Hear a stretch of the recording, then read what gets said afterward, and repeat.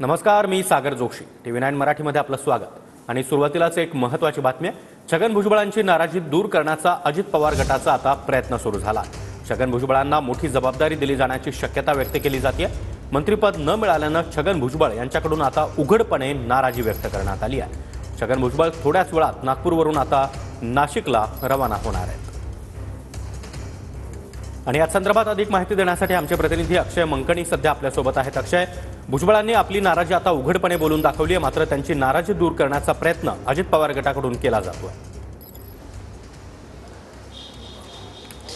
सागर, काल मंत्रिमंडळाचा विस्तार झाला. त्या मंत्रिमंडळाच्या विस्तारामध्ये राष्ट्रवादी काँग्रेस पक्षाचे जे ज्येष्ठ नेते आहेत छगन भुजबळ यांना संधी न मिळाल्यामुळे ते नाराज असल्याची चर्चा जी आहे ती पाहायला मिळत होती. आज देखील हिवाळी अधिवेशनाचा पहिला दिवस होता आणि हिवाळी अधिवेशनाच्या पहिल्या दिवशी त्यांनी अधिवेशनामध्ये हजेरी लावली आणि माध्यमांना प्रतिक्रिया देताना ते म्हटले की मला खरं तर हे गिफ्ट मिळालेलं आहे माझ्या संघर्षाचं, असं त्यांनी आपलं मत व्यक्त केलेलं आहे.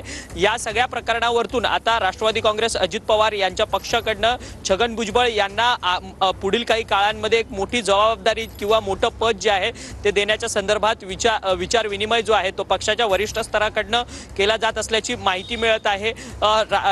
छगन भुजबळ हे सातत्याने राज्यसभेवरती जाण्याकरता इच्छुक होते, त्यामुळे राज्यसभेवरची जाण्याची त्यांना संधी आगामी काळात पक्षाकडनं मिळू शकते का हे देखील पाहणं तितकंच महत्त्वाचं ठरणार आहे. परंतु छगन भुजबळ पूर्णपणे स्पष्टपणे नाराज आहेत आणि थोड्याच वेळात ते नागपूरहून नाशिककडे रवाना होताना पाहायला मिळतील आपल्याला. नक्कीच अक्षय, धन्यवाद तुम्ही दिलेल्या या माहितीसाठी.